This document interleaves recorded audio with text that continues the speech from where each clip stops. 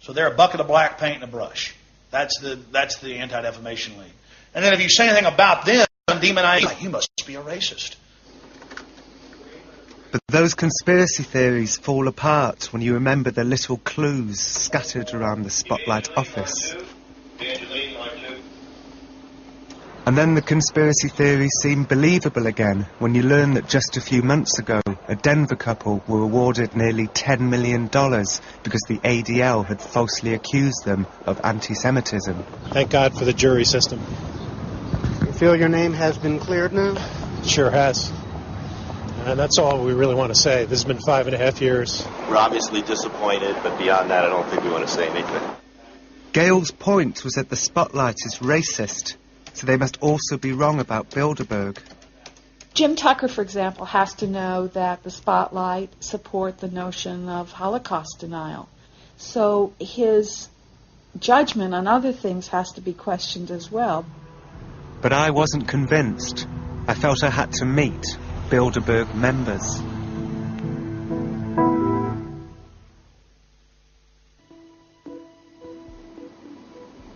As the months progressed, our Portuguese car chase became the stuff of legend within the conspiracy theory world. Anti-New World Order talk shows were aflame with reports of my bravery. Come on over here and get on TV with me. That can be part of your film, you know. You were invited on the extremist broadcast because you guys actually made national, international news. I covered it here like last year in Central Portugal. You had some guy in black sunglasses try to run you off. And well, we went to a Bilderberg meeting in Portugal, and we tried to get into the meeting, and then a man in a dark green Lancia chased us all over Portugal. But it turned out okay. All right, bud. Well, certainly good talking to you, and we're just glad to have you here. Thank you. All right, you bet.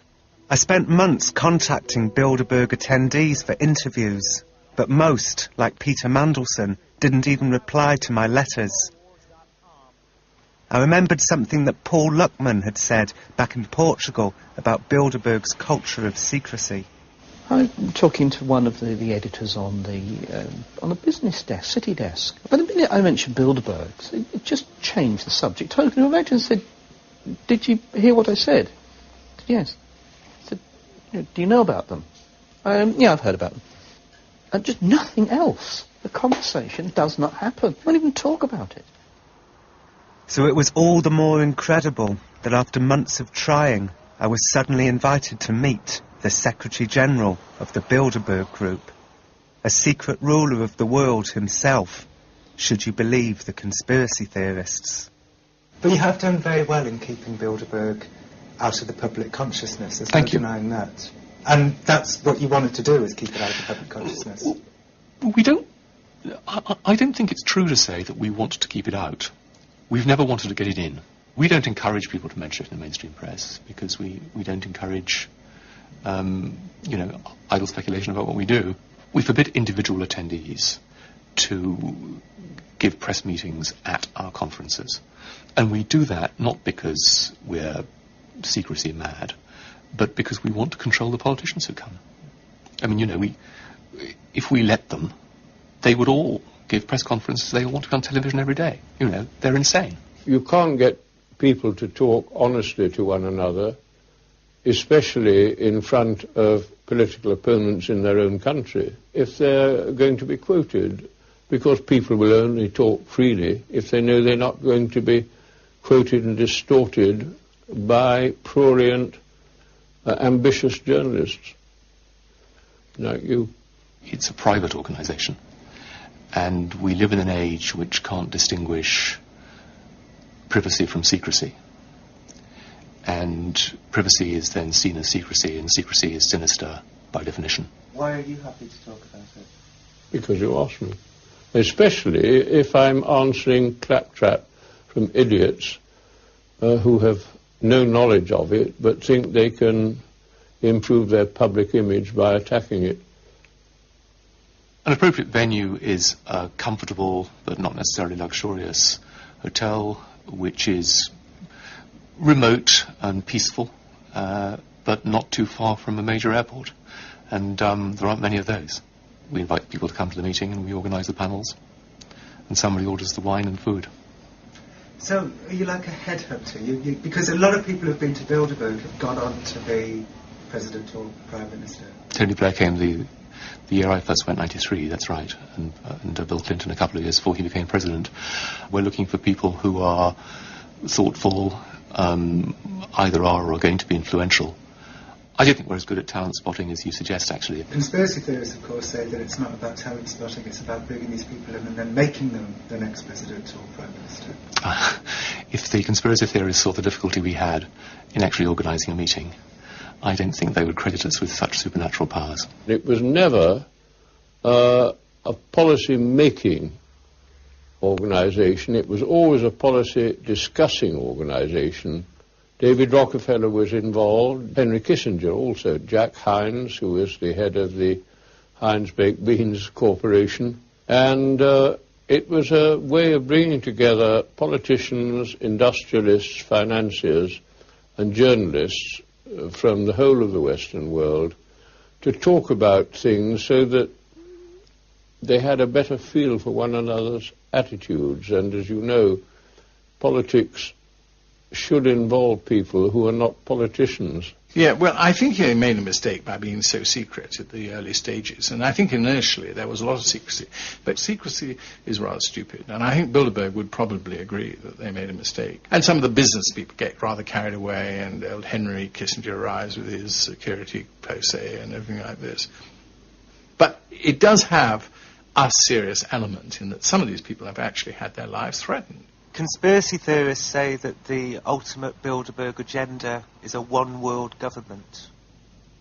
I think that's exaggerated, but not totally unfair, in the sense that those of us in Bilderberg really felt that we couldn't go on forever fighting one another for nothing and killing people and rendering millions homeless.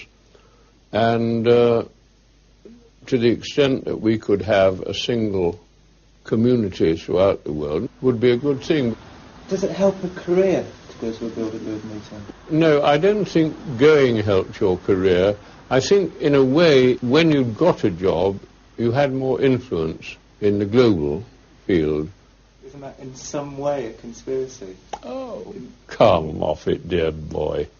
Look, you get on in the BBC because you suck up to the people who will say, look, go and talk to Dennis Healey. Channel 4? Yes, that's right. Oh, no, Channel 4 even worse, because that's commercial. I mean, you might as well say you're really trying to promote the interests of the people who advertise on Channel 4.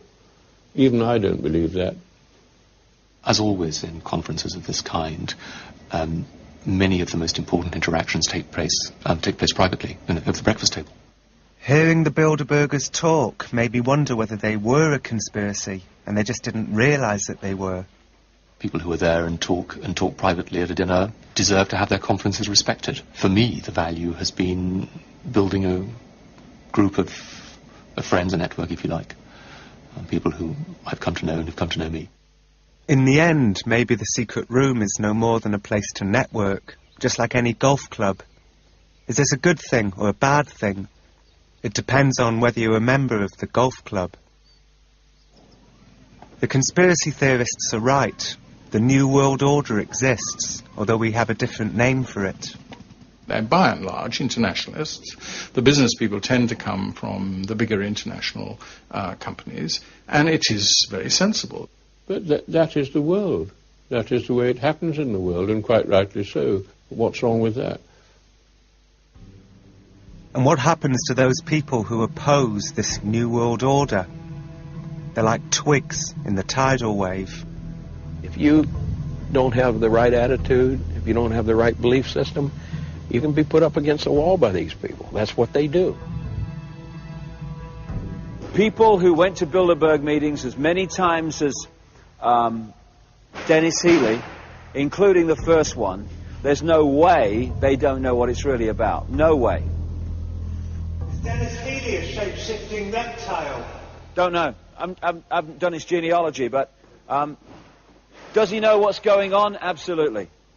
One day, A few months ago, a bike messenger pulled up outside my house and dropped a package through the door. It was the minutes of the Bilderberg Portugal conference. Clearly someone within Bilderberg considered me a fellow traveller. I was curious to know what Jim might make of it. Are you at liberty to tell me who gave it to you? I don't want to tell you. Okay. I don't want to tell you. Is it exciting to have this document? Oh, yes. There's no such thing as too much information. The truth was clear and uncomfortable. There was no smoking gun, no plots, no intrigue. It could have been the minutes of any left-leaning globalist think tank. It was a disappointment. It does look rather dull. You can feel quite confident that anything that would embarrass him if it became known publicly would be not included. In the end, for Jim, the exclusion of anything embarrassing was proof of the conspiracy. So how are you feeling right now? Vindicated. On the record, the Bilderbergers told me that they didn't care about the conspiracy theories and that they found them ridiculous. I've heard of Jim Tucker. I can't say I find them particularly enlightening. I perhaps ought to tell you that when I became Secretary General, I mean, I had a choice. I could either take an immense interest in all the people who poked around and were on the web writing about Bilderberg, or broadly speaking, I could ignore them and get on with my life. And I didn't find it difficult to make the second decision. But off the record, some Bilderbergers admitted that they loved the conspiracy theories and are always surfing the internet. And I wondered whether the real conspiracy was between the Bilderbergers and those who believed in their evil power. Perhaps both sides like to think that Bilderberg rules the world because the truth is more alarming, that nothing but the flow of money rules the world and nobody controls anything. One of the most frightening things, of course, if you are anywhere near people who are in charge of governments or large businesses, is how they too are like corks bobbing around on the stream of what's carrying on. I mean, people hugely overestimate the ability of individuals to change the course of history at the moment. So do you think it's impossible for anybody to secretly rule the world? I'm absolutely convinced it's impossible for anybody secretly to rule the world. But Jim is undaunted. He thinks that my interviews with Bilderbergers have solved none of the mysteries. He says he's gone too far to quit now. I'm pretty much blacklisted from the establishment newspapers, and I was part of the establishment for the first 20 years of my newspaper life. Friends you've known for 20 or 30 years, used to see a lot, drink with, chase girls with. They can't take your call. They're always out of the office. They know there's something up there that they better stay away from. It's evil, very evil. And for so long as I live, I'm going to try to shine a light into that dark corner called Bilderberg. You're making me feel awful damned important. Dennis Healy told me that he took many photographs inside Bilderberg meetings. I felt we were getting along well. We were fellow globalists, and I was anxious to see his photographs, see the mood, the faces. Have you got any in a nearby album we could see? No. Well.